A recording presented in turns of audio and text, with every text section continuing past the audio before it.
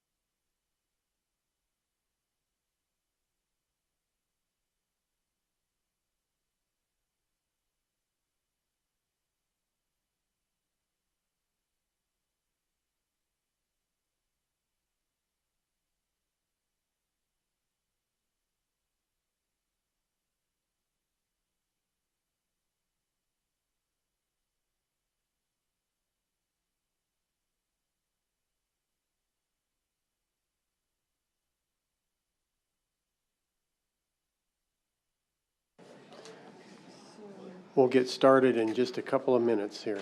Give me 2 minutes.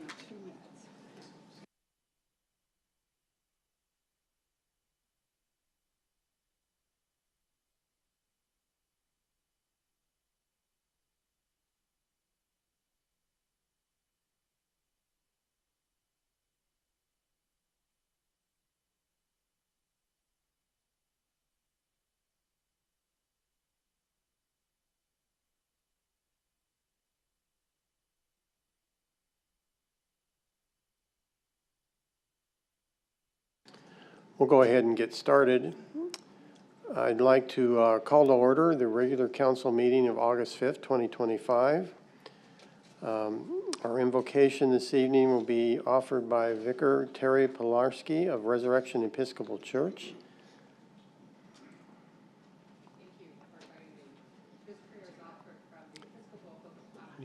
Push the button. There we go. All right, thank you for inviting me. This prayer is offered from the Episcopal Common Prayer. It's a prayer for local government. Almighty God, our Heavenly Father, send down upon those who hold office in this town of Gilbert the spirit of wisdom, charity, and justice. With steadfast purpose, they may faithfully serve in their offices, promote the well-being of all people, Jesus Christ our Lord. Amen. Amen. Thank you. Our Pledge of Allegiance will be led by Councilmember Bongiovanni this evening.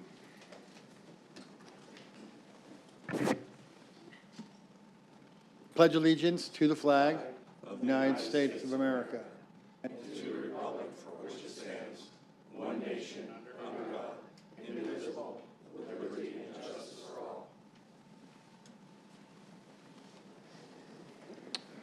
We'll move on to roll call. Mayor Scott Anderson. Here. Vice Mayor Bobby Buckley. Here. Councilmember Chuck Bongiovanni. Here. Councilmember Kenny Buckland. Here. Councilmember Young Kaprowski. Councilmember Monty Lyons. Here. And Councilmember Jim Torgerson. Present. A quorum is present. Thank you. We do want to excuse Councilmember Kaprowski, who was unable to attend this evening. There are no presentations or proclamations this evening, so we'll move directly to public hearing items. We have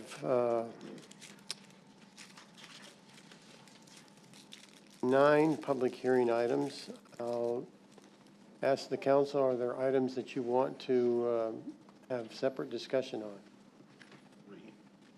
Item 3.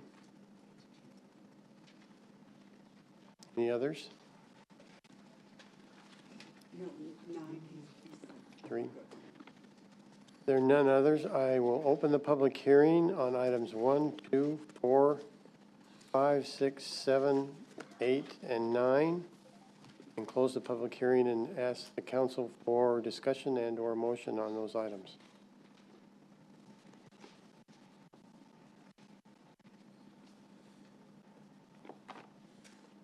I move to accept all those items as written in the agenda. I second. Good. It's been moved and seconded that we approve items 1, 2, 4, 5, 6, 7, 8, and 9. Please vote.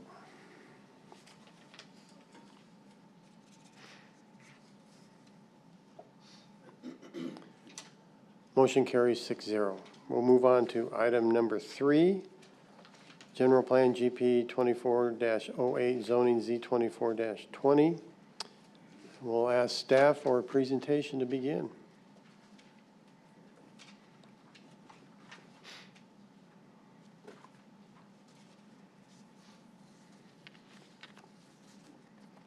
Good evening, Mayor and Council.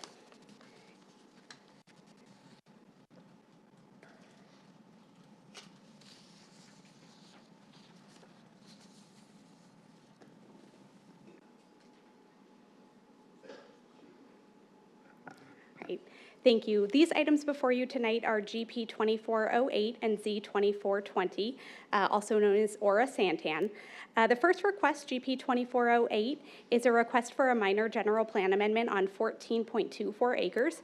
It's located along Market Street, south and east of the southeast corner of Alvista and Pecos Road. And the request related to the general plan is to change the land use classification from regional commercial to residential 25 to 50 dwelling units per acre. The companion case Z2420 is a request to amend the Val Vista Square PAD on those same 14.24 acres. And the request in that case is to rezone from regional commercial with the planned area development to mixed use large with the planned area development. As I mentioned, the site is located south and east of the southeast corner of Val Vista and Pecos Road. It's the area highlighted in blue. It's currently a vacant property. Along Val Vista Road to the west of the subject site is the VA hospital to help orient council. And then the kind of notch to the northwest is the novel multifamily project. And then north of the site is a bank and an Aldi grocery store. This is a copy of the general plan map showing our planned land use classifications in this area. It's the area highlighted in blue.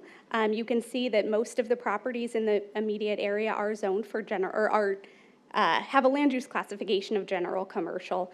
There is that small notch that I had mentioned before just to the northwest that's got a similar land use classification as being proposed on this property of residential 25 to 50 dwelling units per acre. Looking at the zoning map, we see a very similar pattern here, largely surrounded by commercial. Across the street, across Val Vista is general commercial, and that's the Autoplex. Surrounding the area largely is regional commercial zoning district with that multifamily high zoning district just in proximity to the site. The applicant provided a zoning map which depicts the area that is the subject of this rezone. It's 14.24 acres, as I mentioned. I thought it also might be helpful to walk council through the development history of this property. Originally, it was zoned in 2012 under the Val Vista Square Development Plan. This is the development plan that the applicant seeks to amend as part of this request. It's a portion of the development plan. When this originally came in, it was that whole development property at the southeast corner. It provided for a variety of commercial uses, connectivity between the various uses, including pedestrian connections and roadways. Over time, this development has been modified. In 2019 specifically, the applicant came in and requested a rezone for that multifamily project that I mentioned. In 2019 was the time that the town adopted a multifamily high zoning district, and this was one of the first projects that came in under that classification. And that brings us to today, where the applicant is looking to further amend the Val Vista Square PAD. Again, they're requesting to change the general plan to a residential category and propose a mixed-use development on the property. This would still remain part of the Val Vista Square PAD, but would alter the development plan for this specific portion of it. The applicant is processing a concurrent design review application, and so I wanted to provide the council just a image of what that concurrent application that is being reviewed looks like. It proposes 357 units with a density of 25.1 dwelling units per acre. It's broken up into 3 different buildings. Buildings 1 and Building 3 provide office space on the ground floor. Building 1 provides 10,727 square feet of ground floor office, where Building 3 provides 5,000 square feet of office on that ground floor. Buildings 1, 2, and 3 vary in size or in height from 3 to 4 stories. With this application, the applicant is requesting a number of deviations from our standards within the mixed-use zoning district.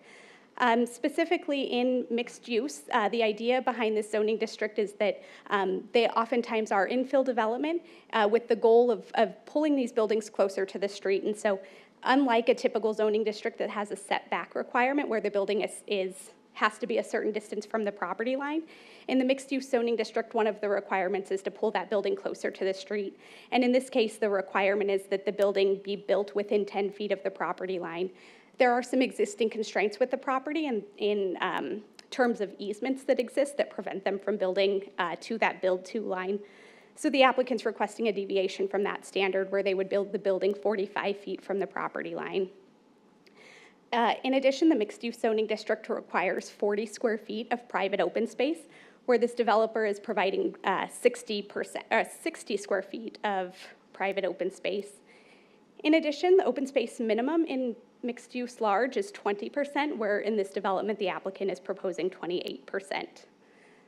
And the final deviation that they're requesting is a reduction in the amount of floor space that must be retained from the original zoning district. So with our mixed-use zoning districts, we do require that 20% of the total floor area of the development be a non-residential use. In this case, the total building site is 460,540 square feet, which would amount to the applicant being required to provide just over 92,000 square feet of non-residential use. In this case, the applicant is proposing 16,000 square feet of non-residential use on the ground floor, which is a reduction from the 20% requirement to 3.49%. To provide some additional context to the area, the site is located within the Central 202 core growth area identified on the general plan.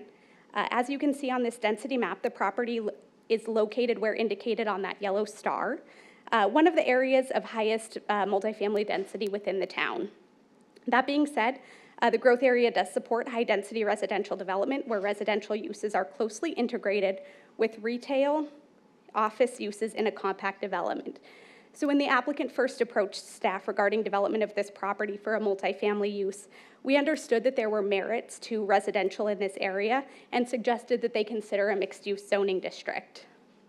The mixed-use zoning districts were created in 2023 within the Land Development Code, and the standards developed at that time were very mindful that as the town approaches build-out, retention of our non-residential employment-generating land uses is of significant importance and was the basis for the 20% of retained use requirement. As you can see from this graphic, residential land use makes up the bulk of the community at 70.8%.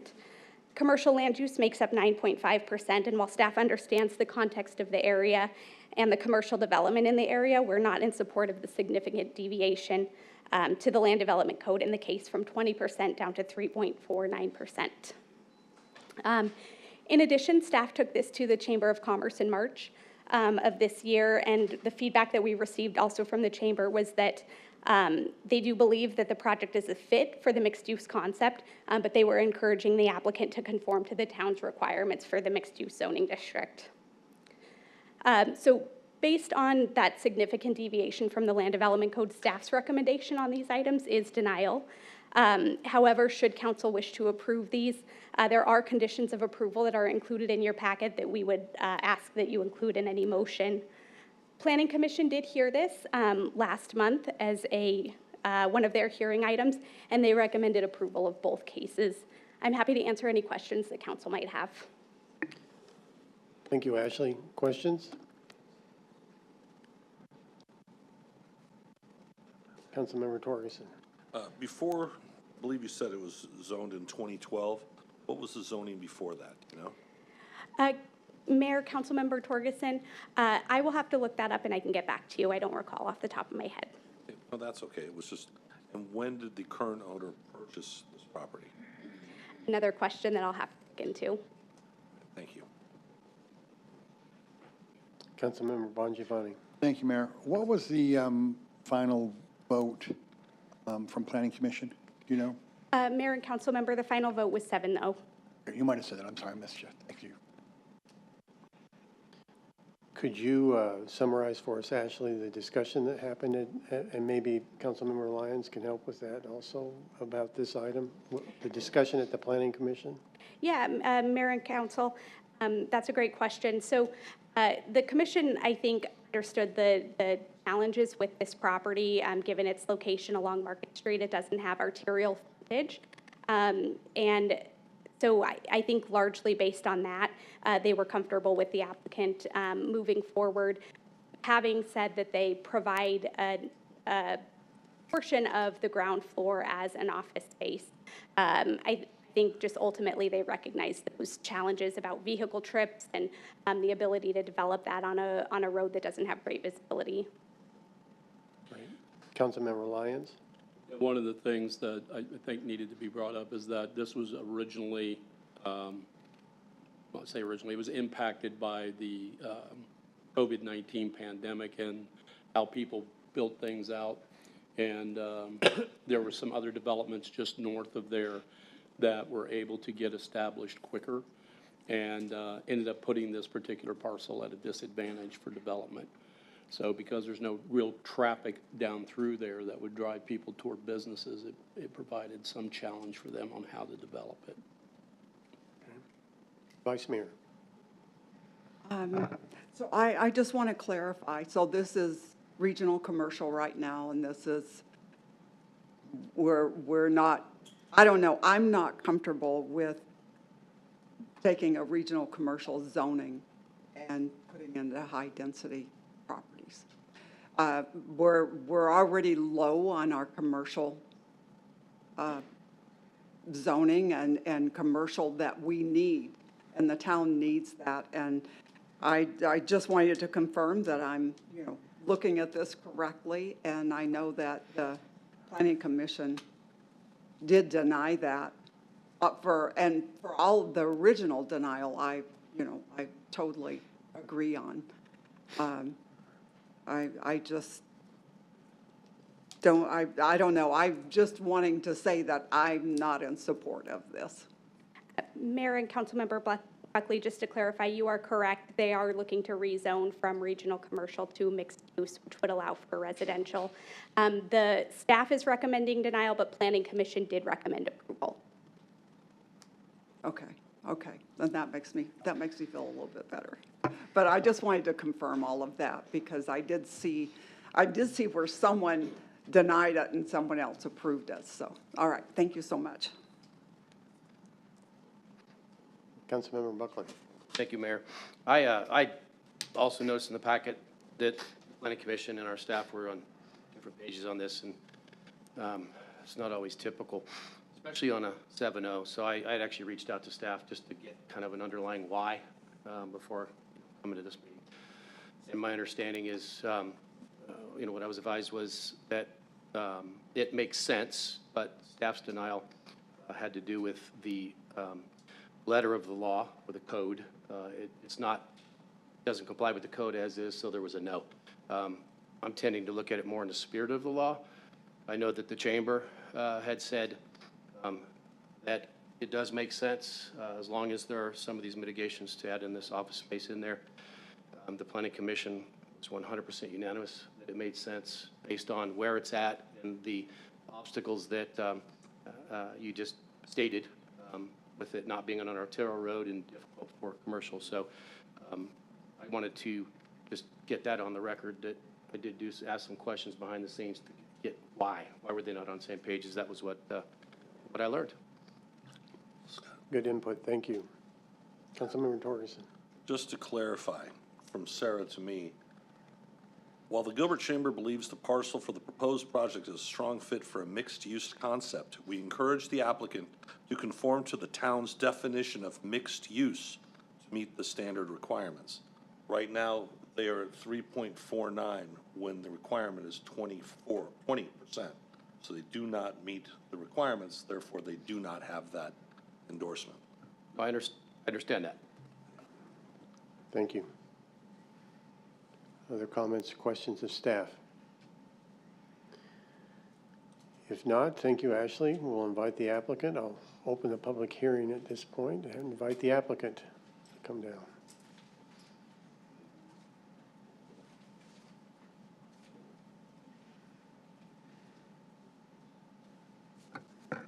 Mayor and Council, thanks for your time. Adam Baugh, 2525 East Arizona, Biltmore Circle. I will do my best to answer your questions, but you may stump me on one or two. But the good thing is I watched a TV show one time called How to Win $1 Million or something like that. And you can phone a friend. So I've got an architect and a landowner here. So to the extent I can't answer your questions, I think somebody smarter than me can.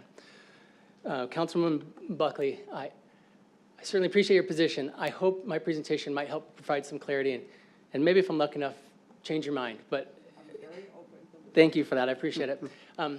You might need to jump in your DeLorean a little bit to go back 21 years to understand the history of this case. And so if you give me the grace to sort of walk you through the why, I think you'll see that this is actually more in line with what the original approvals were to begin with. And as you look at this property, here's some of the context that is surrounding us. There is the Novel Apartments kind of north of us, and Aldi grocery store north of us, the VA hospital west of us, 3 hotels to the south, and the other vacant piece will be a 4th hotel.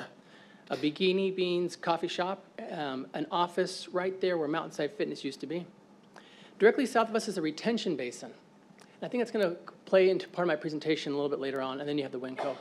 But I wonder if any of you have ever actually driven this road, and I'm sure you have, but probably not frequent enough to realize what is not happening here. And the story that is valuable for you to understand is how we got to this particular alignment and why this application makes sense because of that alignment. Now, when it was annexed in 1999, this was all greenfield and lots of opportunities to create a better design project. And at the time, in 2004, there's a group called Woodbine Partners, and they are the folks who developed Kierland Commons. And Kierland Commons in Scottsdale is a big mixed-use project with residential above, lofts, and commercial on the bottom. And they had a lot of success with Kierland, and they wanted to create the same thing here in Gilbert. And so they created a PAD called Main Street Commons. And the reason why I circle these boxes in red is it shows that their intent at the time was an outdoor kind of mall concept. The future residential uses were proposed, ground floor commercial, and this circulation that flowed with an outdoor mall. And they worked closely for that, and I think that plan made a lot of sense, and they were anxious, and there was a lot of publicity in it. The unfortunate part about that project was that nobody could predict what would happen in 2007, 2013, and at that time there was a recession. And their failure to get out of the ground prior to the recession ended up becoming the greatest hindrance to this property today. And so as a result, this property and what was multiple parcels were split up and in a distressed sale sold to multiple different owners.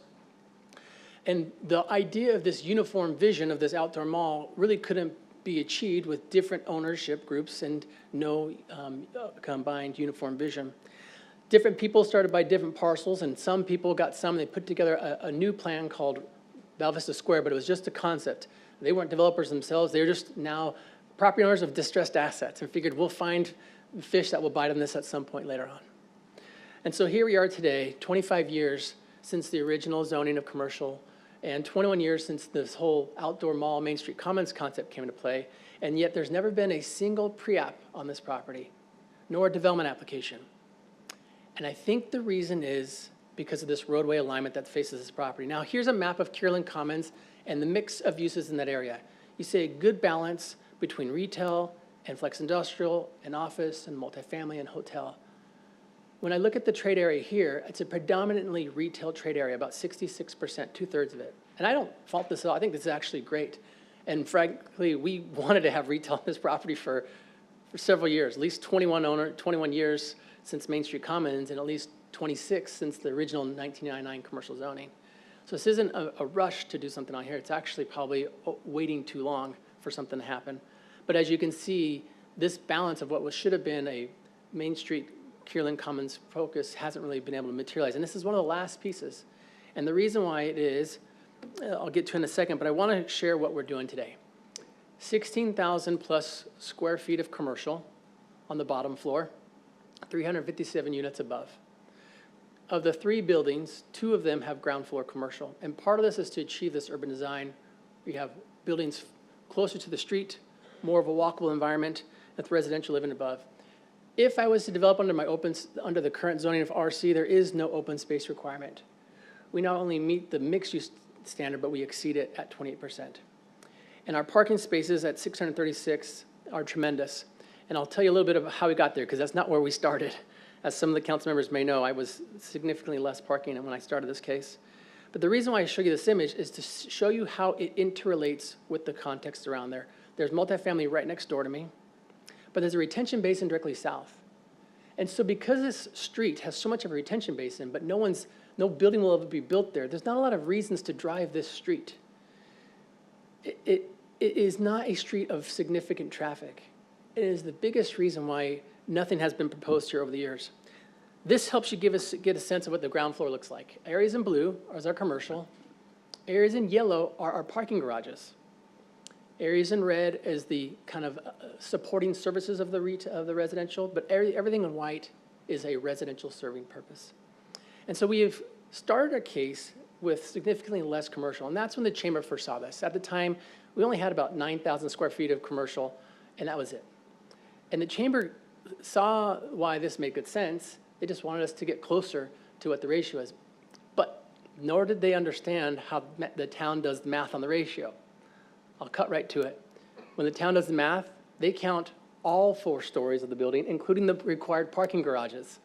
So we're sort of being penalized because the parking garages goes into the numerator. So as a result, it looks like we are significantly lower. If I was to take out the parking garages, we're more like 16% of the ground floor. And so in a lot of ways, I don't think it was intentional. Just sometimes when you draft codes and ordinances, you don't think through some of those unintended consequences of it. But when I started this case, and as I met with some of you early in the beginning, part of it is to get some feedback, part of it's to get some coaching, part of it's to learn what I need to fix.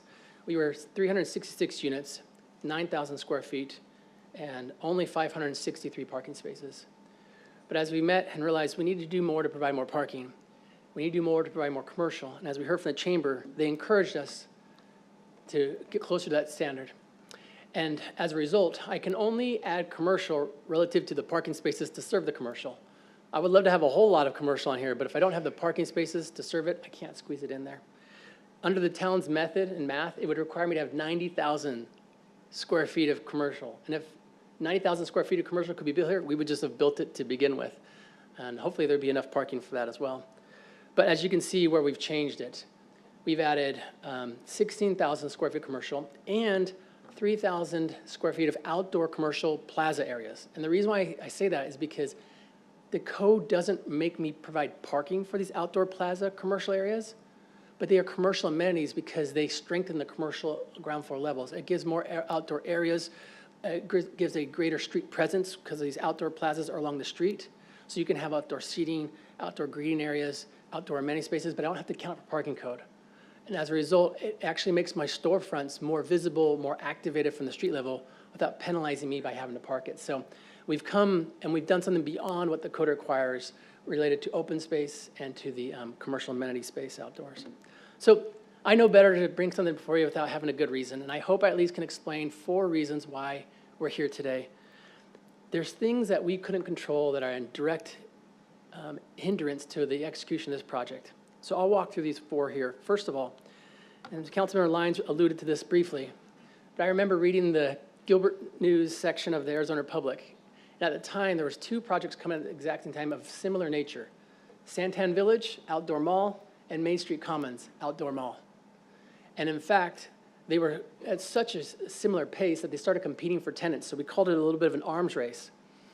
And because the outdoor mall at Santan Village got ahead of leasing before Main Street Commons, Apple, who was committed to Main Street Commons, jumped ship and went to Santan Village.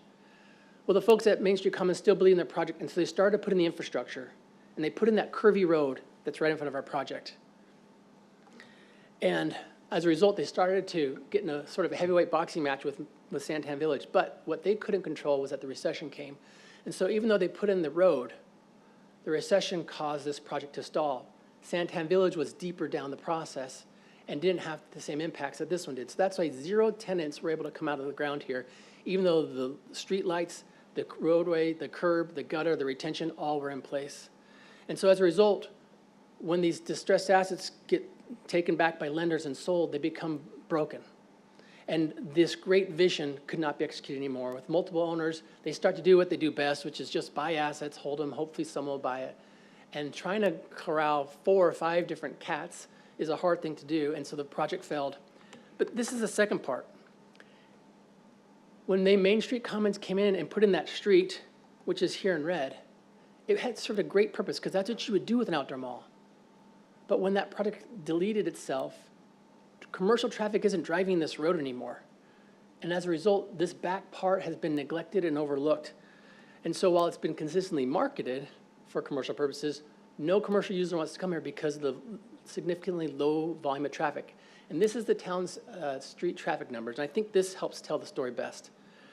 The difference between the dot and the circle 3, which is at the top, and the circle 6, which is at the bottom, is a difference of almost 850% of traffic volume at the top versus the bottom. To give you some idea, if I was to combine the east and west traffic during the AM peak time and then the evening peak time, it's about 29 cars a minute on Pecos Road. Compare that to our property frontage, it's 3 cars a minute on Market Street, and this is the town's traffic data. And the unfortunate part of the ownership, and I don't represent the owner, I represent the developer who wants to purchase this from the owner. The owner is here tonight, though.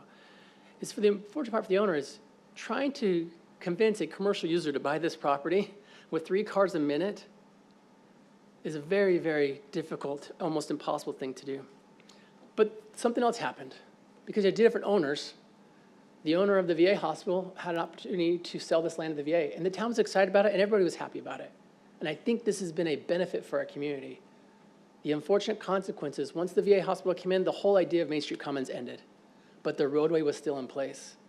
And so it sort of killed that vision, and you had to start to work with what did you have left over, what are the bones? And so as a result, you start to see these little hodgepodge, I call it piecemeal type of development. A bank comes in, the Aldi's, then you see the apartments, and then you see the Bikini Beans down here, and that vacant piece next to it's going to be a 4th hotel. And as a result, these frontages along Pecos Road and Val Vista are coming in because that's where the trips are. But I don't think you'll see anything coming along Market Street, particularly because there's a retention basin, so no one's driving it over for that reason. And only 3 trips a minute isn't enough to move the needle for a user who wants to come there. So as a result, this VA hospital, as much as it's a benefit to community, has really changed what the intended land use plan was here. So then we start to look at other options. And you ask yourself, well, I think retail story just spoke for itself. I don't need to double down on that one. So you'd say, well, should we do single-family homes here? I don't think anybody on this council would ever invite me back in this room if I was to bring single-family back over here. So you ask yourself, well, how about industrial? But there's certain areas where industrial works really well in town, where you intentionally have it steered. And this isn't one of those areas, particularly with the semi-truck traffic that comes with it. So is this a land that would be maybe a government-owned facility? Would the town like to build a park or another municipal facility? I don't know, but we'd be willing sellers if you want to. But I don't think this really fits in with your master plan either. And so then we look at, well, is this a large office campus site? Because frankly, that would be my first guess. This should be an office property. Why is this not an office property? Well, directly south of us is 40,000 square feet of vacant office. It's been marketed for a year and a half. So if someone wanted to come in and buy office, they can do it right now. It's ready. You just got to change the utility bill into the new name, and you can go occupy that space. Or if someone wanted to rent, let's say, 4,000 square feet of just a small little office, you can go directly north of us at Rome Towers, where there's empty spaces. And so there's no world where I can build a large campus of office, post-COVID environment, when I can't find people who want to occupy the existing office right nearby. And obviously, if they wanted to build office, they would go to Rivalon, where there's a lot of empty big box office there. And so if I'm going to poo-poo the idea of office, why would I dare present to you a plan with office on the bottom? In the office market between Chandler and Gilbert, there's 8.5 million square feet of office inventory. That's currently 31% vacant. In Metro Phoenix, there have been 5 office buildings built in the last year. 4 of them are build-to-suite, which means there's a user who's saying, build me this office. But no one's building speculative office. So we think, though, that we have the right use. If office is so bad, why are we proposing it? There's a Goldilocks zone that works. Our ground floor office space can be demised as small as 1,500 square feet to 4,000 square feet or bigger. And that's what's missing in this area. I will be honest, the cost to build that office square feet, I can't rent it out for the cost it is to build it. It's too expensive to build it. But because I can have multifamily above it, I can subsidize the cost to build it. I can underwrite it that way. And so even though there's a whole bunch of office condos just north of us on Val Vista Road and Boston Plaza and Gilbert Spectrum that were built 25 years prior and have probably lower basis and cheaper rents, we can compete on those rents because I can subsidize it with my multifamily above it. And now I have the quick Goldilocks zone where I can accommodate people who might be a service provider of the VA hospital next door who's like, I only need 15 to 2,000 square feet, and you're within walking distance. Or someone who says, I'm a tax guy and I need 4,000 square feet. This is the Goldilocks zone of what works for us. And so I feel like, in a weird way, it's come full circle. I'm back to what the original plan was, which was residential above commercial. That's what Main Street Commons was. And while the rest of the project area, the VA hospital, the Aldi's, the bank, couldn't achieve that vision, or even the novel apartments next door, we're actually one of the ones that restore it back to what it was supposed to be all along. And you see these areas in pink right here? You see that area going from the building up towards Aldi? The reason why we have that pink, that's an intentional pedestrian node, shaded with trees, grass, and canopies. because we're trying to drive people in a walkable way to Aldi's. And the same thing to the Winco. You see that on our east side? We're trying to drive them in a walkable way to the Winco. So the only two retail uses next to us, we are pushing people in a walkable way to those places, restoring back what was supposed to be all along. Someone asked me the other day, well, what's the difference between the current zoning and this zoning? And the reality is the current zoning can already allow this. It's just that my main building in the middle doesn't have commercial on the bottom of it, and that's the only difference. But the benefit is, under this mixed use, I provide 28% open space, and under the current zoning, I wouldn't have to provide any. Now, Chamber of Commerce did write a letter, and at the time, it was very early in our process.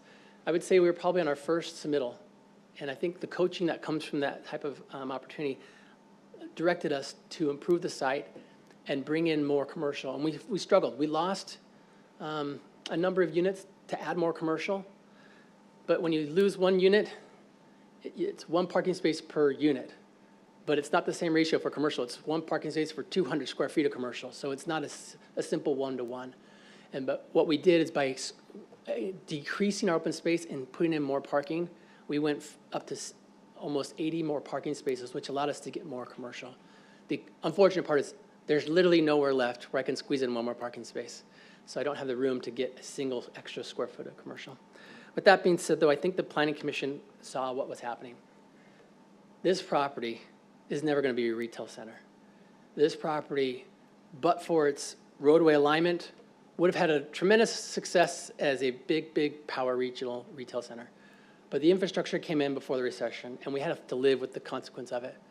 But it's not a question of me doing this too soon. I almost think it's me waiting too long, or in my case, the owner waiting too long to try to force something to come here, and nothing would come. And so by doing this change to mixed use, we're bringing it closer in line with what the original zoning was. We make meaningful use of this property. We accept the reality of this corridor that's not really being driven the way it's supposed to be. And I think we don't cannibalize the office of market that's already struggling here post-COVID to begin with, but we actually make a meaningful use of the property. I don't believe there's anybody in opposition, but I was very grateful for the wisdom of the Planning Commission who liked the use and recommended approval of 7.0. And while I can appreciate staff's position, I actually appreciate their position. They like the use. They just wish we had more commercial. So it's not really a question of is this improper. The consequence, unfortunate for us, is that when you do the math in the code, they make us count the parking garages on the ground as part of the total denominator, which unfortunately deflates what is our commercial provided. I think it's one of those things where we'd probably go back and revisit if we could have seen this 3 years ago when the code was written. But nonetheless, that's the proposal. And I know I've rambled and talked way too much, but I'm happy to answer any questions you could have. And hopefully I've been able to tell you the why behind why we're here. Thank you. Questions for the applicant?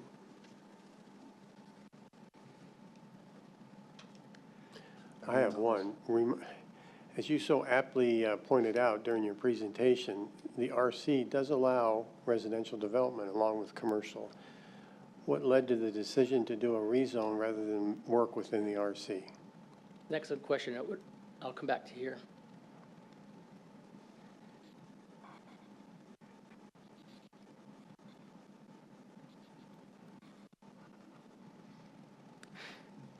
The middle building on the bend of Market Street, it's the only building that doesn't have ground floor commercial. As a result, I'd have to rezone at least that little building there. But even my parking garages, this is the funny thing about the code. The code requires you to have covered parking and parking garages for residential units, but then the code then tell me I'd have to commercial. And so I don't have ground floor commercial where the parking garage is or where that middle building is. And that's really the only reason. Thank you. Other questions? Councilmember Bongiovanni? Oh, thank you, Mayor. Adam, so the commercial on bottom two buildings, are you saying it's just office or what is it?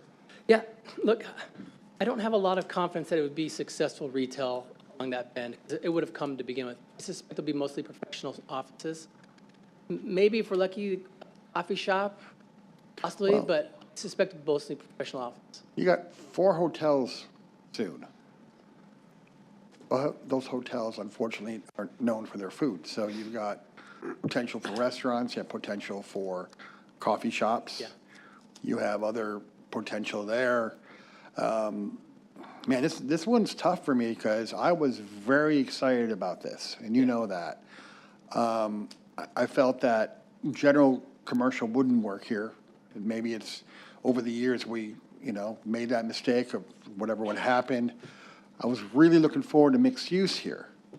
But to me, at 3%, I mean, this isn't mixed use, it's just use, And for me, not taking advantage of the more commercial offices that you could have had there with all those hotels, I think missed the mark on this, I'm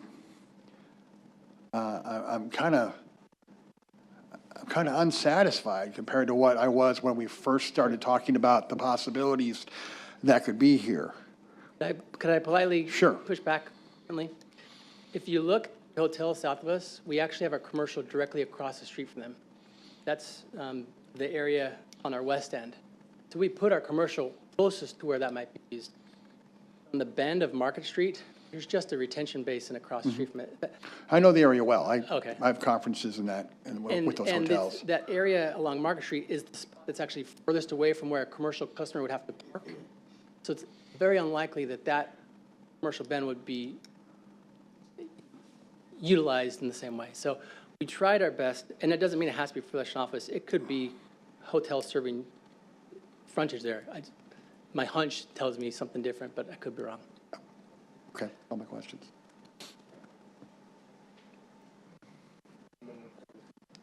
What year did your customer or the seller buy this property? I think it was 2010 to 2012, but he's here and he might be able to, I know he put in a speaker card, so he can probably answer that question when he gets up here. And then in 2019, a portion of it was rezoned multifamily high? I wasn't the applicant on it. I don't know the story of it. I'm just gleaning that off of what I yeah. heard. That's So- what you see on the map right there next to us. It was purchased as regional commercial and in 2010 or so. And in 2019, a portion of it was rezoned multifamily high. Yeah. Now we're sitting with what's left of the cake. Yeah. So someone might ask, why didn't they just rezone all of the piece back in 2019? The owners you should probably ask that question from what have they been trying to do to attract there? They've been resistant to do anything but retail here. So I think they were holding out, but they can probably tell the why and the efforts of marketing the uses that they've had over the years. Okay. Other questions? Thank you, Adam. Thank you. I do have some request to speak cards. I think one of them is the owner, Morgan Neville.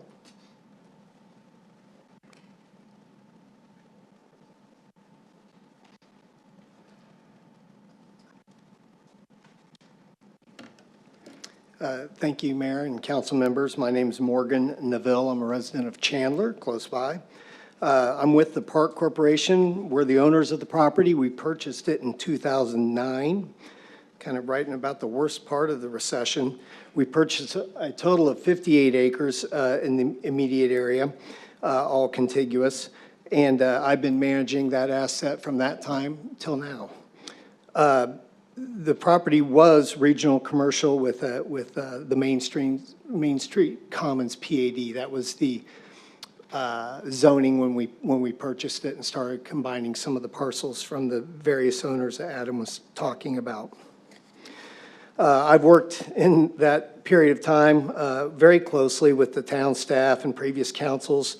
Over the whole time period, we've worked on plats and replats and engineering and design guidelines and several of the rezonings. Strategically, we always viewed the entirety of the 58 acres as one big mixed-use parcel. And to date, of the 58 acres that we originally acquired, 34 acres have been developed.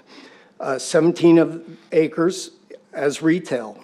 That comprises 2 grocery stores, 2 banks, a veterinary practice, assorted neighborhood retail, quick-serve restaurants, and also 9 acres of medical with the VA clinic, 8.6 acres of the Novell project that's been alluded to, which was the previous multifamily high rezone, and that was done by that developer. They tied up the property and came before council and was granted that rezoning. So this leaves 24 acres left. 12 and a half acres is the subject property we're talking about this evening. The other 11 and a half acres is where we're going to do all the retail that someone was just asking about. It's 3 pads and then 1 super pad, the hard corner, Val Vista and Pecos. That's 7.3 acres. And so we've always had very high hopes for all of the property. We've said no to 50 or 60 different users that just weren't right for this property, that just wouldn't fit the overall ultimate vision of what we were trying to do.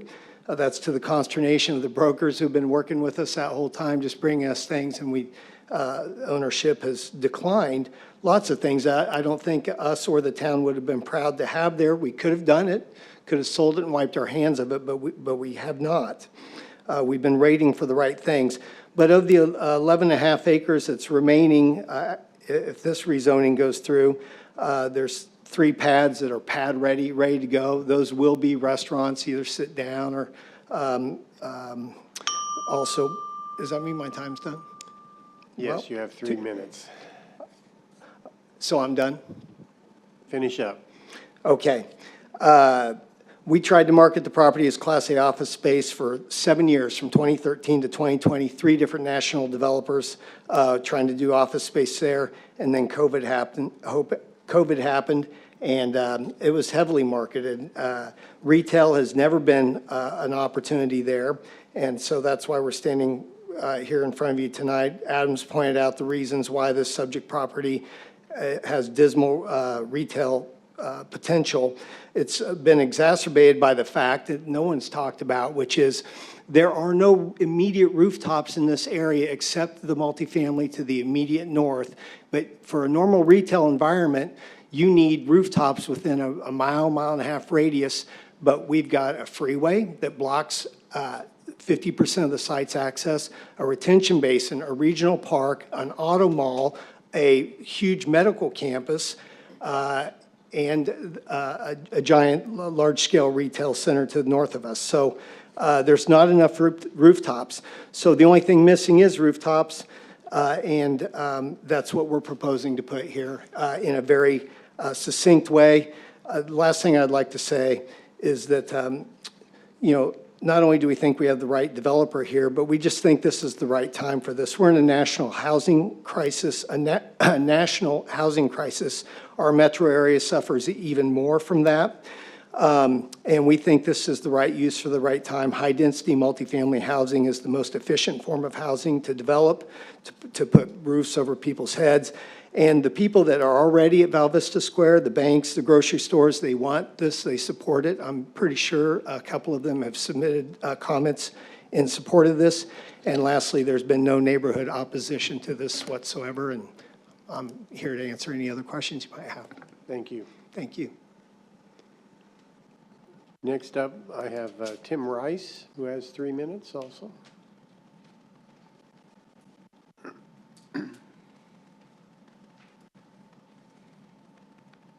Thank you, Mayor. Thank you, council members. My name is Tim Rice. I am a almost 20-year resident of Gilbert. And I've been the last 12 years in the Morrison Ranch area. So this is really kind of my backyard. And I had more to say, but I would like to say that most of kind of what I was saying in an observational perspective, the guys before me kind of put all the numbers to it. When we first moved here, we lived in an apartment building. Most of the choices, Gilbert was a great place to live and raise my family.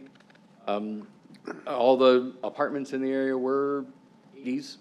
And since then, I've watched very little happen until recently. And I wanted to say my biggest support of this project was, in a lot of ways, it's one of the first ones that I've seen where it's going in a place that's, it's a vacant parcel. The infrastructure is there. I've seen a lot of properties and units going up on pieces of property They're surrounded by regular single-family residential, have good access with streets, but they're residential streets. They get congested, they get crowded, and still a long ways from grocery stores, gas stations, coffee shops, restaurants, all that kind of thing. This project, all of that stuff is in place, just like the gentleman before me said.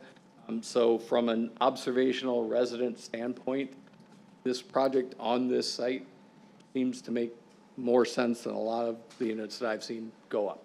And so I just kind of wanted to say that, and I appreciate your time. And if you have any, I don't know if you have any questions for me, but that's what I wanted to say. Okay. Thank you. Thank you. I did receive some public comments online from Brandon Hall, Jeffrey Hall, Sharon Hall, and Chris Yakub, all in favor of the project. So thank you for that. At this point, I'll close the public hearing and bring it back to the council for discussion and or action on this item.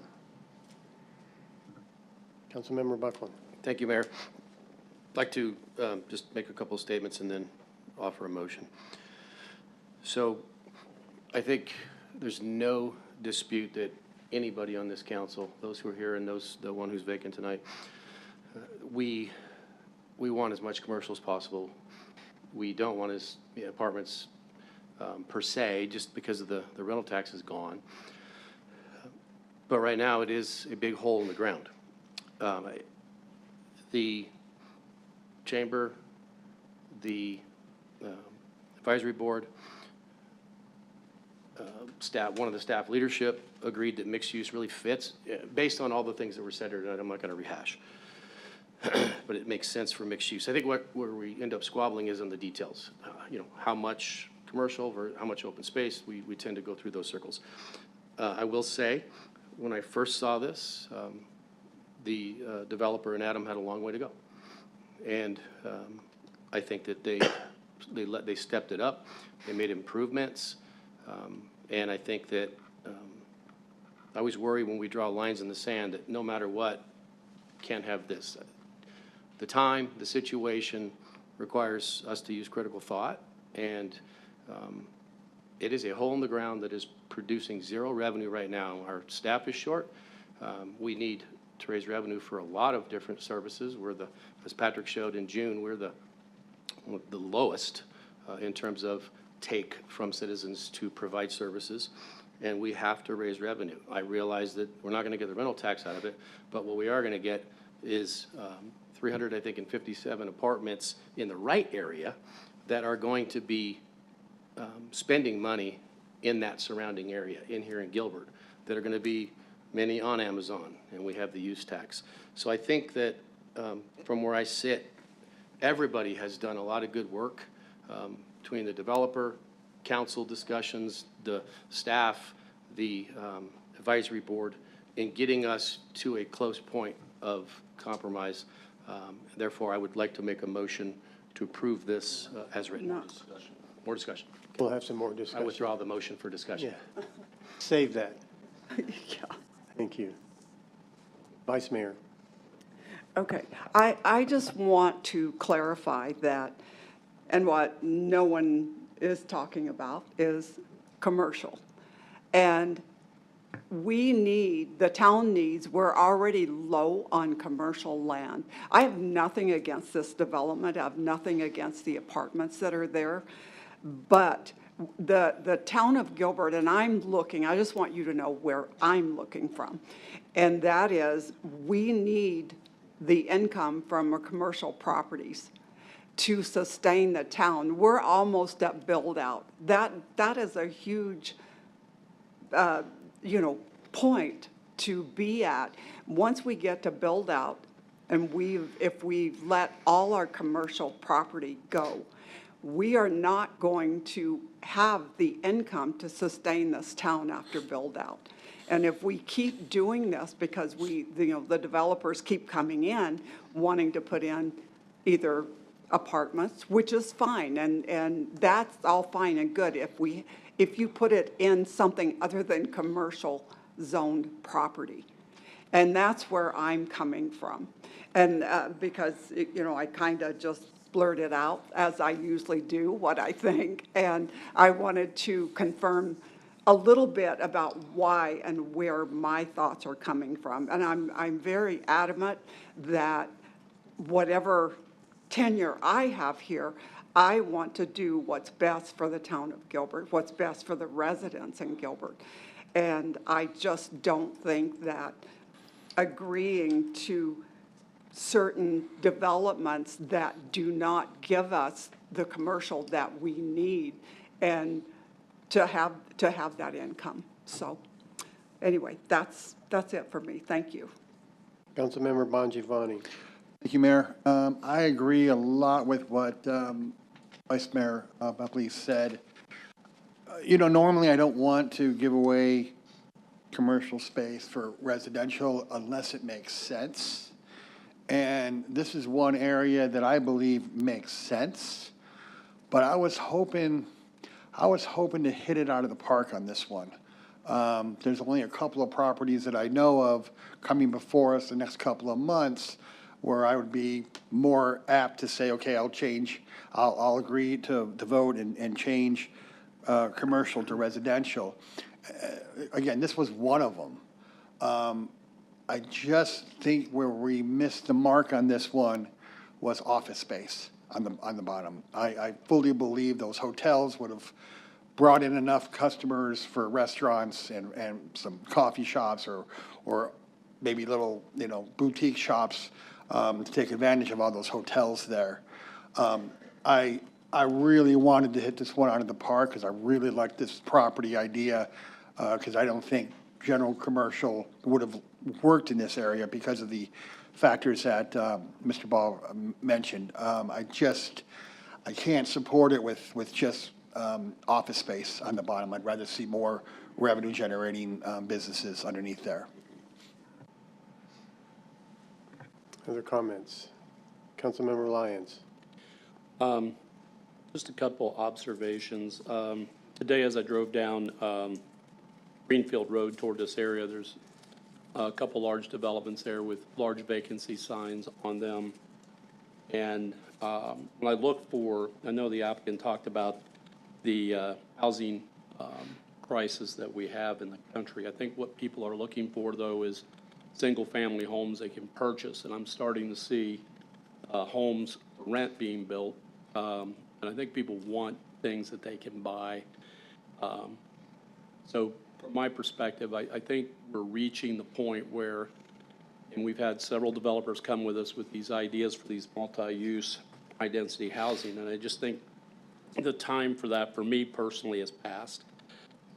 To what Council Member Buckley said, the commercial is critical at this point. We're reaching build-out. There's a lot of, I would characterize as orphan pieces of property. This is where it becomes difficult for us to find fits. But I know in some of the cases where we've had developers tell us this is the only thing that, is viable, I have been told that there's been people that have approached them and it's, they don't want to do it. And so I think that there's a return on investment that the property owners are wanting.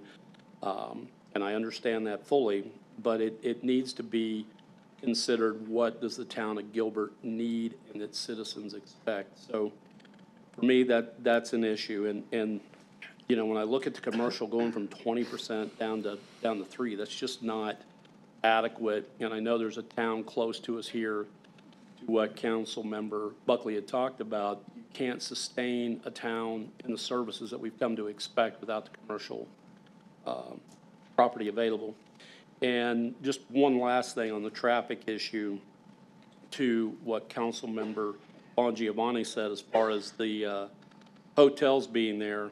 Those are going to need restaurants to service them, and I think that there's some opportunities there with that property that if you focus on those kind of things to provide services for the people that are there may be some options. So I'm just not personally comfortable with the reduction in the commercial space. I don't think it's in our best interest, honestly. And a lot of that was my opinion, and I'll give you that. But I think it's critical that we know when we get to these final pieces in town, we need to be very thoughtful about what we're doing. And I'm not really keen on giving up a single square foot of commercial land in the community, just me personally. Councilmember Torgerson. A couple things I just want to note. No neighborhood opposition. There's kind of no neighborhood there, so let's get that perspective. But just on the residential area, it would bring in $5.3 million plus of system development fees, which is substantial, plus the commercial system development fees. Unfortunately, I would rather see fee simple, because Gilbert is a place where we want people to acquire the American dream. The American dream isn't renting the rest of your life. The American dream is owning something. We've talked a lot about retail, but destination things, events, a university, a hotel. God forbid a hotel went across the street instead of here. The failure for me is the fact that there's just not enough, whether it's retail, office, some sort of commercial, to meet some sort of standard to get there. I agree that it is not an optimum spot. I agree that it could be much better, but through the years, it's been cut into for various reasons, whether it's somebody going broke and fire sailing it, somebody selling off a portion for multifamily high, whatever it would be. We can blame a lot of reasons, but that 3.49% is scary to me. And to know that I have yet to see somebody say, gee, I want to turn multifamily high into commercial, because it reduces the property value, increases the property value to go to multifamily high, where you're building 25 to 50 units in an acre. I find it very difficult. I just, hopefully we can all sit here and balance what the pros and cons are.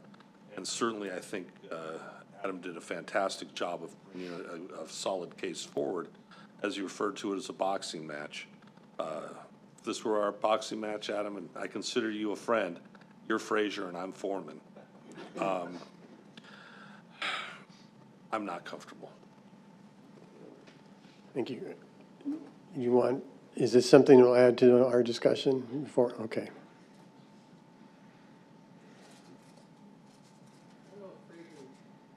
I don't know if Frazier and Foreman had a round two, but I know Hollywood. Okay, good. Okay. Well, I did watch the Tyson Holyfield one a couple of times. One of the things is I'm really good at is reading a room. I think that's helpful. One thing I would love to do, if you grant me the opportunity to consider continuance, is to analyze if there's a way to put more parking to provide more commercial. Councilmember Bongiovanni and Lyons, under the town's code, I essentially have to have 2 stories of just office and commercial, which doesn't happen unless you're in an urban area like DC or New York City, It's a significant amount that just isn't possible. I think we are unintentionally penalized because we've got to count the parking garages in that ratio, but then the town makes me put parking garages for my project. But if you'd be open to giving me a continuance, we can go back and maybe look more at the bottom floor units. I don't know what that number would look like because it's going to be triggered by parking. The other thing I can look at is in the mixed-use district, funny enough, it allows you to have a parking reduction because these parking spaces for residents are open for commercial in the daytime. And so if a resident leaves in the daytime, that space becomes available. And maybe I don't have to actually add a functional space, but we can look at that 10% ratio that the mixed-use district does allow you to utilize. If I can look at that math differently, maybe there's a way to put some more ground floor commercial. So I don't know what that number is without doing an exercise. If there was an opportunity for continuance, it gives me a chance to explore that. I don't know if it's going to move the needle a lot, to be honest, but I do think it's worth evaluating, because then I can come back with maybe something more realistic. I can tell you that there's a lot of great dining right nearby for all those hotel users. Market Street near Costco, Sam's Club, and the mall has fantastic dining. I don't know if we'll be able to compete with them, but I do think there's room for us to do some improvements. If you would be willing to grant me that consideration, I can do our homework and see if we can address the common concern that I'm hearing. Thank you. We'll consider that. Let me make some comments before we take any others. Well, I generally do feel the same as the council. We have to be very careful and take each of these on a case-by-case basis. I would encourage all of you, if we do continue this for a period of time, I would prefer to get some more commercial development in there also. That's I think increasing that 3% up would be advantageous. But I would encourage the council, if we do have some extra time between when we take action on this, pull out the book that was given to us when we started talking about the City of the Future initiative. You remember Strong Towns? Remember the importance of density. In creating density is what creates revenue for us. The density is what brings commercial development. So, and you'll remember those maps that were drawn that shows where we are in Gilbert. And I think the location of this site makes it pretty clear to me that from a land use perspective, I think it's appropriate what they're doing. But I would like to have some more commercial. I'd like to have him explore that and see if we could get to that point. So I'll entertain a motion if you're willing to look at doing that. I'm willing to make a motion to continue this until, what would an appropriate date be to allow the applicant to revisit this? You have to have a solid time to continue. Yeah. How long, Adam? Yes, ma'am? First meeting in September. Mayor and council, I was going to suggest October 14th. You have a meeting on September 9th as well, but I think the turnaround on that might be tight for them to do their work and then for staff to review the changes. So I would suggest October 14th. I'll second that. Wait, hold on. If that's amenable to the applicant, can you comply with that?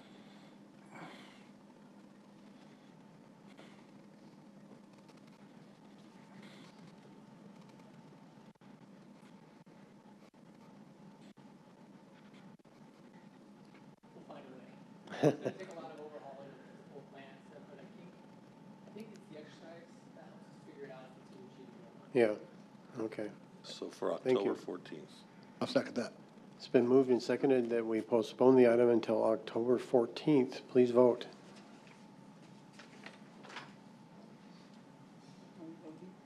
Yes. Motion passes 6-0. Thank you.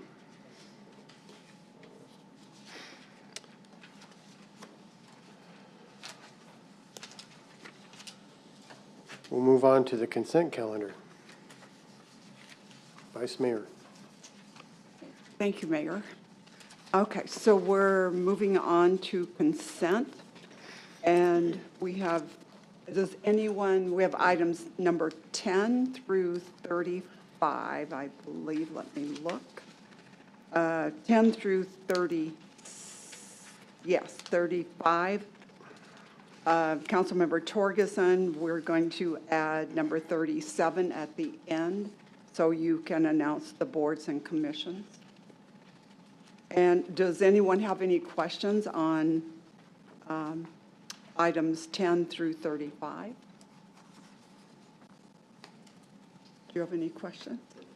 Nope. No questions? All right, Councilmember Torgerson, if you would like to.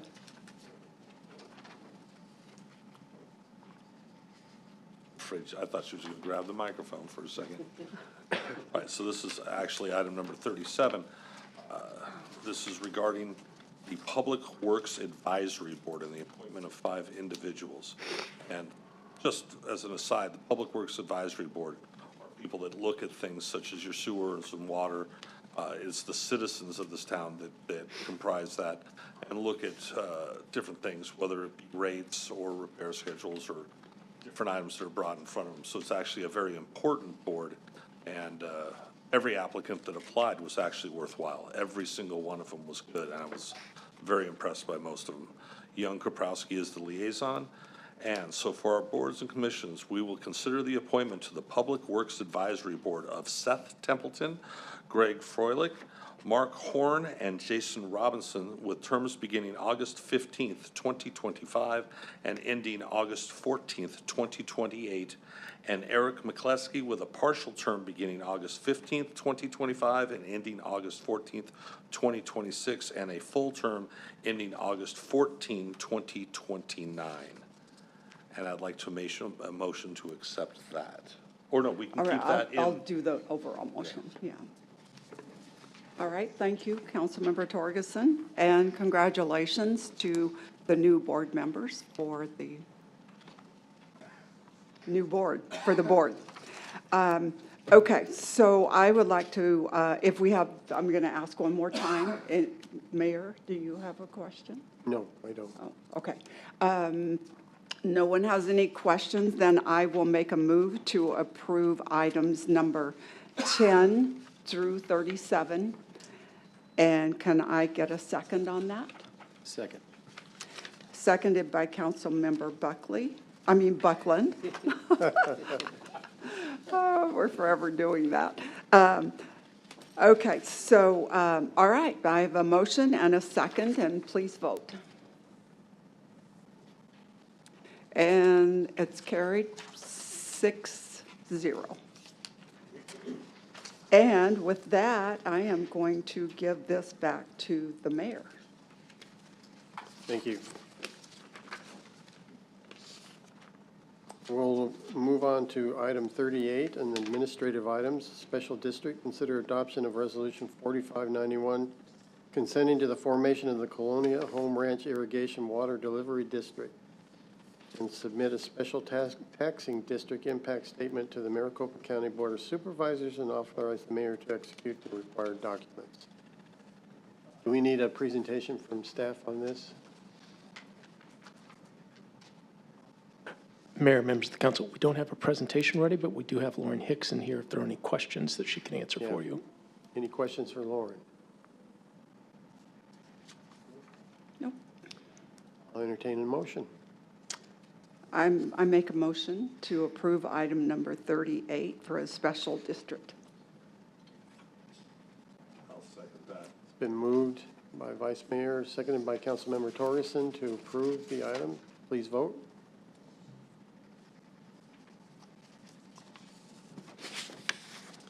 Motion carries 6-0.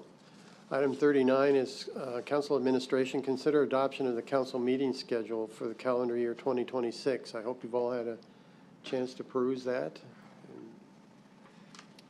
Looking for a motion to adopt our schedule for next year. I'll make the motion to approve.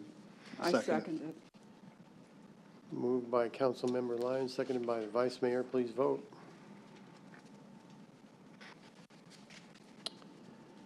Motion carries 6-0. We're now at communications from citizens. Vice Mayor. All right, we're moving right along here tonight. Okay, so to start communications from citizens, I'll be reading the rules of decorum. And here we go. So we value the participation of our community members and robust exchange of ideas. However, it's essential that this discourse remain respectful and constructive, reflecting professionalism expected in such forums. Misinformation and personal attacks undermine the collective efforts and do not contribute to the productive dialogue necessary for our town's progress. This is an opportunity for the public to address the town council directly about issues impacting the town. Accordingly, the town council will not allow for moments of silence or playing of music or other recorded materials which could distract from the meeting decorum or violate copyrights. While we understand and appreciate the passion our community members bring to this session, we remind everyone that clapping during the meeting is not acceptable. This practice can disrupt the flow of discussion, potentially intimidate others, and detracts from the respectful atmosphere we strive to maintain.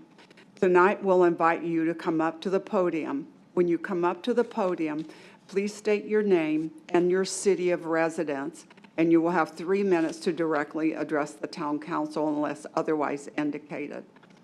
If the current speaker will be using 3 minutes of another person's time, that person should stand up. Well, you don't have to stand up. Just state your name and the city you reside in and acknowledge that you are donating your 3 minutes to the current speaker. In accordance with the state law, we are unable to provide responses to public comments during the meeting. Please be assured that your concerns and inputs are heard and valued.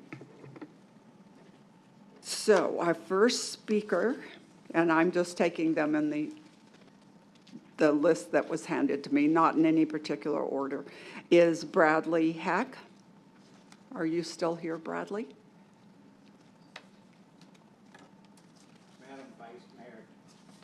Madam Vice Mayor, thank you very much. I take a point of privilege and ask if I would like to speak after Commander Frank of the American Legion speaks first, and I would like to speak after him. Okay, I don't see any problem with that. All right, Frank, if you would like to come up, you will have 3 minutes to speak. Thank you. My name's Frank Baniszewski. I'm the commander of the American Legion Post that has 2,000 members there. I'm also a first responder of 9/11, Afghan vet, and a Iraqi vet. Also earned a Bronze Star. I want to thank the police department and the fire department. If you don't know, a week and a half ago, one of our vets committed suicide in the driveway. I failed to get there in time to stop it. I was 3 minutes late. But the professionalism of the fire department and the police department must be recognized in this matter. They treated the scene and the vets that showed up there with respect, and they protected the body by putting a cover over it when neighbors were trying to take pictures of it. So I just wanted to personally thank that. Also want to thank Dan and his team at the town council for allowing me to see the plans coming up for the road of Ash Road there. And unfortunately, with the current plan, it would basically take the American Legion and shut us down. The amount of parking spaces lost, about 30% of my membership is over 65 years old and would not be able to get to my American Legion Post. My Legion Post, if you don't know, provides approximately about $300,000 worth of charity a year to the local community. And we also provide affordable meals for members and public at this time. And I know we're opening to the discussion board, and I look forward to working with Dan and the council and trying maybe to resolve this issue currently, but I did want to bring it to your attention. So thank you. Okay, thank you very much. And Bradley, if you would like to come up. Honorable Mayor and Madam Vice Mayor and Councilman, the reason I wanted to talk in addition to Frank is we are not against, by the way, I'm a resident of Queen Creek, but I've been a member of American Legion Post 39 for approximately 20 years. So I actually think Gilbert is my home, not Queen Creek, but please understand that. Why I'm here, in addition to Commander Frank, is to explain we are open to some negotiations on this. I understand from looking at the plan, and we've talked about the plan for numerous years, about the extension of Cullimer and Ash to go around the downtown area. I just want to throw out the option to you folks to say we are open to negotiate. Is there something you can do to help us maybe move to a better location, but still be in the downtown area of Queen Creek, sorry about that, of Gilbert? So just want you to know that please call us. We'll be happy to work with you. Thank you. Okay, thank you very much. All right, our next speaker will be Josh Reynolds.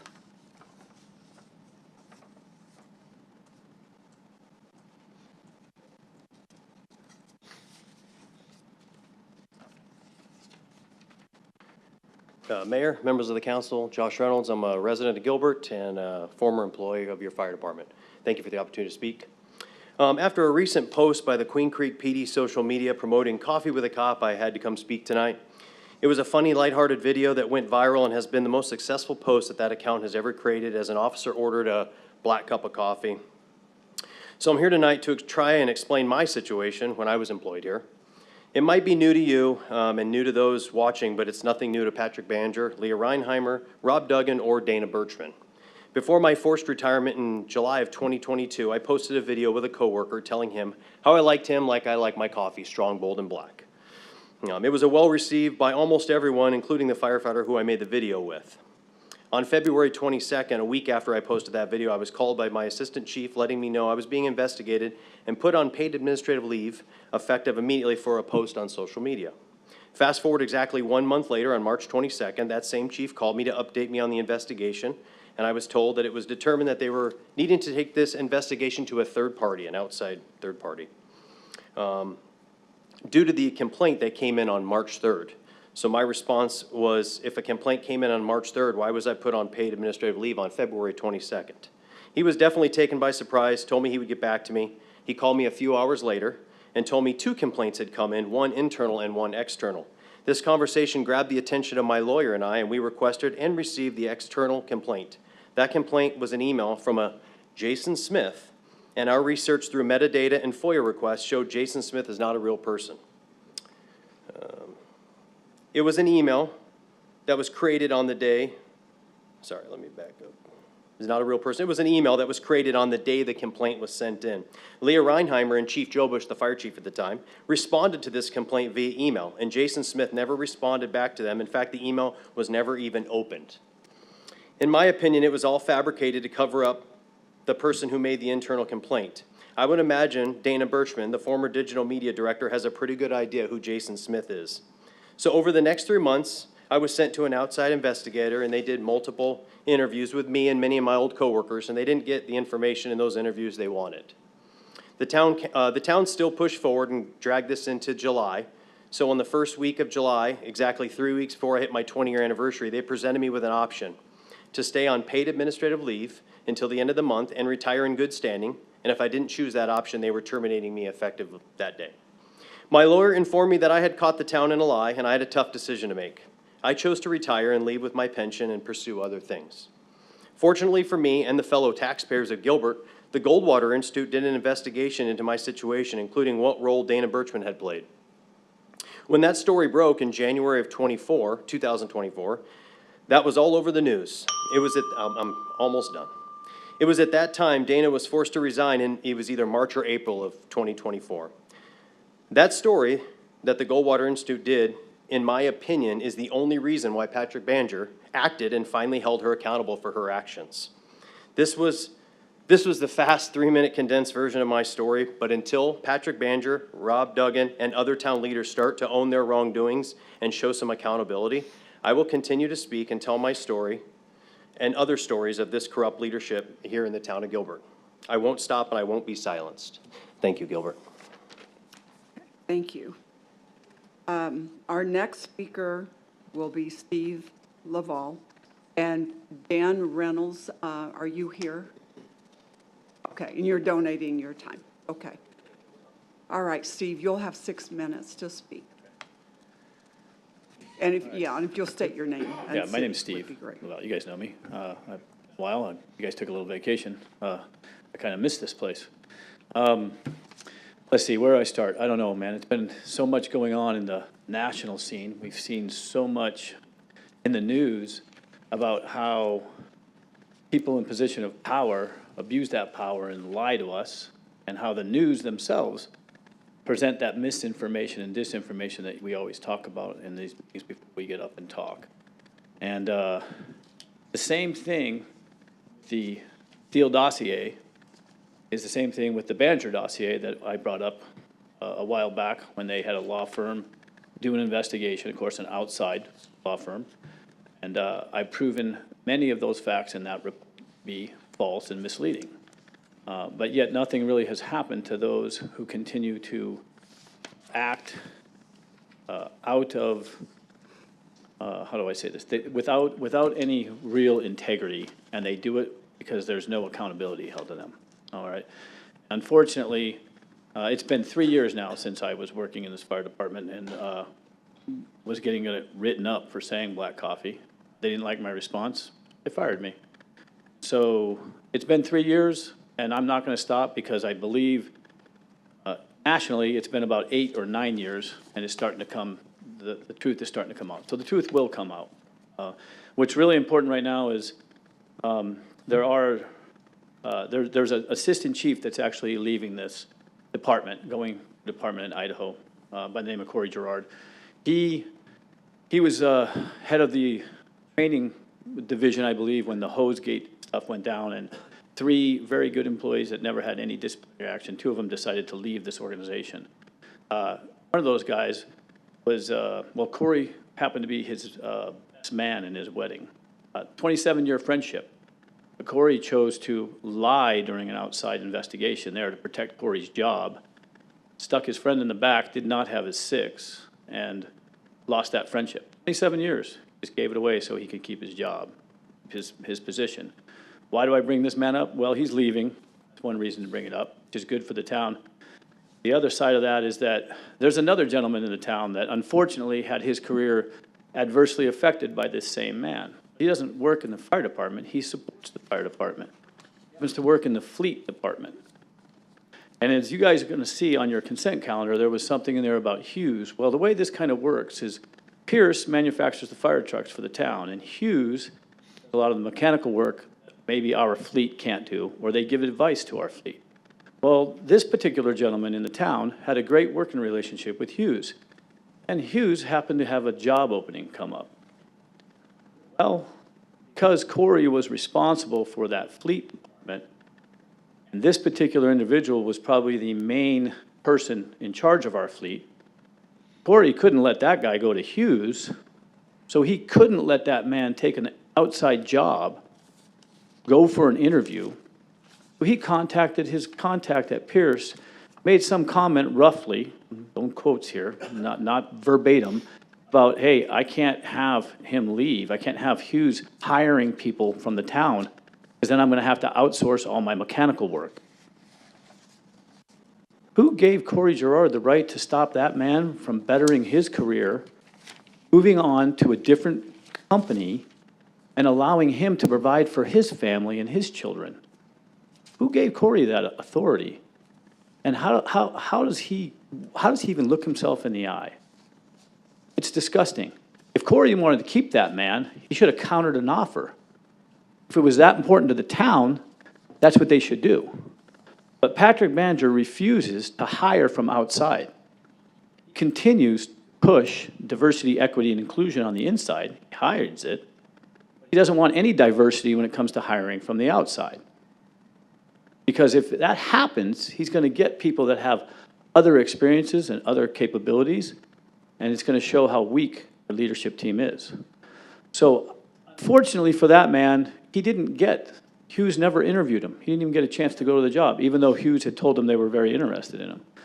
So, it's a good thing for the town that Corey's leaving, because I don't think he's a very good person, and I think he lacks integrity. The last thing I'm going to leave you with is, we all know who the next assistant chief's going to be. His name's going to be Ryan Cadden. All right, and I just want you guys to know that because it's pretty predictable what goes on in these organizations on the inside. Okay, Ryan's a good person. He's a smart man. I don't think he's a dummy at all. Okay, I just hope he can keep his integrity. I hope he keeps his spine and is able to say no to this leadership team that actually doesn't lead, but rules with authority and doesn't hold themselves to the same rules and internal policies that they want to hold all the employees to. So thank you for your time. Okay, thank you. With that, that ends the consent, and I'll give it back to you, Mayor. Thank you. On future meetings, we have a couple of items to come up on study session. One is the study session related to electric vehicles that may be purchased by the town, and a study session related to bike helmets and helmets for minors on e-bikes and so forth. So those are future items. Yeah, Mayor, members of the council, we are going to schedule the discussion on electric vehicles at our fall retreat as a fall retreat item. And then the electric vehicles, bike helmets will be on August 26th. There's an additional item that will be on that night as well in regards to water rates and our water system. Thank you. Next is a report from the town manager. Thank you, Mayor, members of the council. Tonight, I'll start with our department and division highlights. And it is August 14th, it's National Financial Awareness Day. So we're going to highlight our Finance Management Services Department. This is the team right here, led by Håkan Johansson. He is the director of that department. And I'll run through some of these services. They have actually a broad range of services they handle in that department. Our finance, our accounting and financial reporting, procurement, tax compliance, and utility billing. And if I could, I want to take just a minute and talk about the conversion to our new utility billing program. And again, provide some guidance on how to get your new account set up. But the driving need for switching that over is our other system was over 15 years old, and it was no longer being supported by that vendor, and we would be open to security concerns as well as no additional or new updates to provide the latest features to our residents so they could best manage their water usage and their accounts with the town. The new system is from a different vendor, so we were not able to just port all of the accounts over into the new system, so it required or necessitated setting up a new account. And we want to make sure our residents understand you don't actually need to do anything until you get your new bill, and it'll have your new account number on it, and then you can go to the website and enter that in. It takes less than 5 minutes to set up a new account. If you don't use our new system, or if you don't use an online system, if you just mail it in, then you don't have to do anything at all. You can continue to mail your check in as you always have. And to again remind everybody, during the transitionary period, there will be no late fees or no disconnections. And a quick update, in our old system, we had 44,150 users who were registered. So in the first 5 weeks, we now have 49,575 registered users. So we're actually seeing more users set up their online accounts. That represents about 50% of the accounts we have at the town. There's almost 100,000 account holders now. And again, if you'd like to learn more about this, you can go to our website where you can find more information. We've also got a link to an email address for those that would like to get their new account number ahead of their latest bill. You can email that. That is the quickest way to get a response to us. We have added additional phone lines and additional personnel to answer the phones. But unfortunately, waits are still longer than we would like as we've got a large number of people calling in. But we'll continue to apply resources to that and get everybody set up and transitioned over. I wanted to highlight the department itself. For the 33rd year in a row, they've received the National Award for Excellence in Financial Reporting as well as a Clean Audit Opinion. In 2025, they issued 2,235 contracts. Gilbert has over 23,000 licensed taxpayers. We've increased department revenue by over $400,000 in fiscal '25, and again, Gilbert has AAA ratings from all 3 national credit bureaus.